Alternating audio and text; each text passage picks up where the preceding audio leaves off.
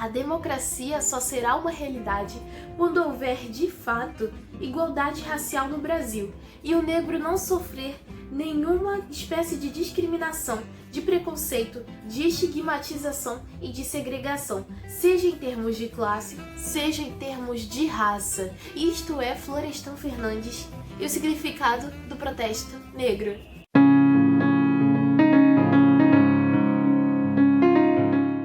Olá, caros leitores, eu sou a Cado Lendo, lugar para todos os tipos de leitores e canal recheado de recomendações. E hoje vamos falar sobre mais um livro brasileiríssimo, O Significado do Protesto Negro, de Florestan Fernandes. Mais uma vez eu tô fugindo um pouquinho da minha área de conhecimento, porque basicamente envolve bastante política, mas é uma política muito necessária e interessante, que inclusive me fez mudar o olhar para determinadas coisas, me fez construir mais opiniões sobre determinadas coisas relacionadas aos negros. Antes de tudo, vale a pena saber que Florestan Fernandes foi um sociólogo, antropólogo, professor, político e escritor brasileiro muito importante para a voz negra e indígena. Inclusive, ele filiou-se ao Partido Socialista Revolucionário, já extinto, já foi preso no golpe militar que teve no Brasil, foi deputado federal pelo PT, Partido dos Trabalhadores. Inclusive, vale a pena dizer que eu sempre digo quando falo sobre Florestan Fernandes que o PT de hoje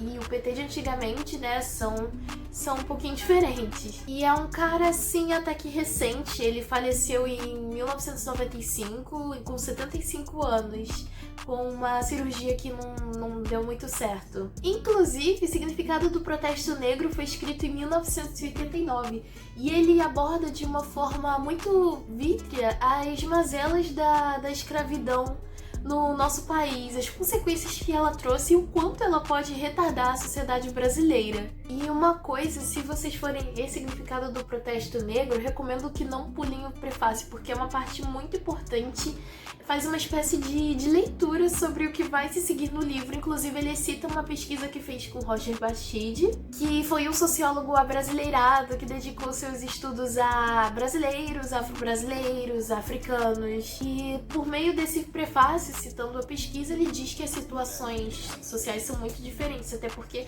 são quase 4 décadas de diferença em relação à data que o livro foi escrito. E logo por aqui a gente já repara que o negro demorou mais de meio século para conseguir bater-se pela cidadania íntegra. Vale lembrar que a libertação da escravidão foi em 1888, 13 de maio de 1888, uma questão que ele bate muito durante esse livro. E apenas em 1900 a 1930, segundo ele, é que os movimentos vão tomando forma, claro, de modo cívico e urbanizado naquele momento. E aí a gente repara que mais ou menos na década de 40 ele diz que os negros começam a se aliar a partidos de esquerda, e o principal deles era o PT naquele momento do livro. Apesar de tudo, todos os partidos, inclusive os de esquerda, tinham muitos brancos, realmente eram os que tinham em massa. Apesar do PT ter sido mais acolhedor com eles, eles encontravam dificuldades ainda para conseguirem seus direitos, para conseguirem suas vozes, o sucesso. E não muito tempo depois, aparecem os movimentos querendo separar raça de classe, e um dos principais intencionados era o PCB. Mas graças à voz, à força dos negros e também de outras pessoas, de trabalhadores que sofreram muito, a condição de decisão desse partido acabou sendo modificada. E por falar em abolição, Florestan briga muito sobre isso. Eu até prefiro utilizar o termo falsa abolição, porque a abolição que aconteceu em 1888 não valeu de nada. Vocês, caros leitores, provavelmente já estudaram ou estão estudando ou vão estudar no colégio sobre a abolição e vão descobrir que realmente os ex-escravizados não tinham muito o que fazer depois da libertação. Não tinham onde morar, não tinham garantia de escolaridade, não tinham a menor segurança. Até porque a Lei Áurea foi assinada no momento que o Brasil já era considerado atrasado para a libertação dos escravos. E aí Florestan chega e cita no livro que os negros acabaram sendo deserdados da terra, né? Não tinham pra onde ir, o que fazer, e procuravam por trabalho. E aquele trabalho era quase que realmente uma escravidão, e era praticamente uma competição com os imigrantes, que geralmente eram escolhidos para a mão de obra. Então acabou que eles não passavam de candidatos ao trabalho assalariado e à proletarização. Essa situação que eu fiz aquela alusão à escravidão é porque os negros acabavam sendo puxados e peneirados para os trabalhos mais pesados e mal remunerados que tivessem. Inclusive, por causa disso, o Florestan fala um pouquinho sobre, hoje em dia, automaticamente, algumas mentes relacionam os negros ao trabalho sujo e pesado. E tem uma coisa que eu achei muito interessante no livro que o Florestan disse, eu anotei aqui. A falsa liberdade e a falsa igualdade fizeram com que aquilo que se poderia descrever como escravidão por outros meios, entre aspas mesmo, agisse de maneira ultradestrutiva, impedindo que o negro e o mulato forjassem ativamente o seu próprio nicho psicossocial e histórico-social. Em termos culturais, o negro e o mulato se viram condenados a serem uma réplica sem grandeza dos brancos de segunda ordem. E isso é o que Florestan diz em significado do protesto negro, os brancos de segunda ordem. Ele realmente utiliza esse termo. E aí olha que interessante o que Florestan nos mostra, que com a ascensão dos movimentos contestadores, que alcançam seus auges nas décadas de 30 e 40, o negro começa a desmascarar a abolição. E aí começa a se sugerir uma segunda abolição.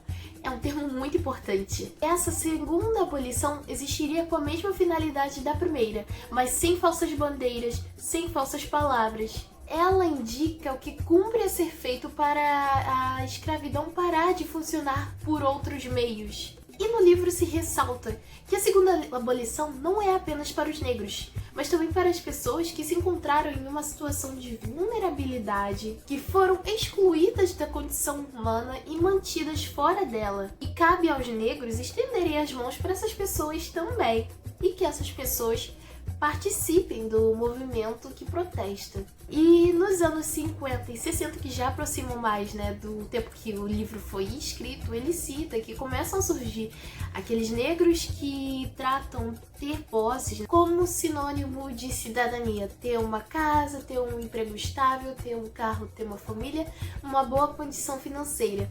E assim, esses negros acabam se isolando de outros negros e também dos brancos, por mais que tivessem a mesma classe social. Aí, se os filhos eram os que conseguiam ir para a escola, ele lidava com um choque de realidade.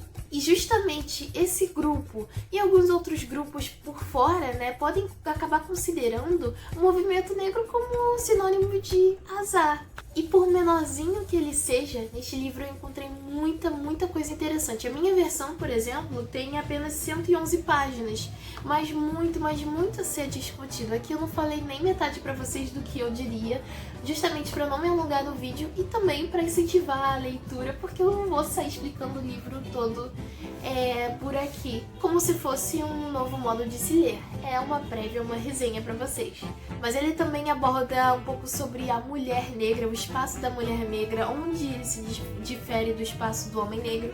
Também aborda a questão do mulato, que é aquele, branco, negro, onde me localizo. Trata questões também psicossociais e bastante política e coisas que acho que o Brasil deveria realmente ouvir.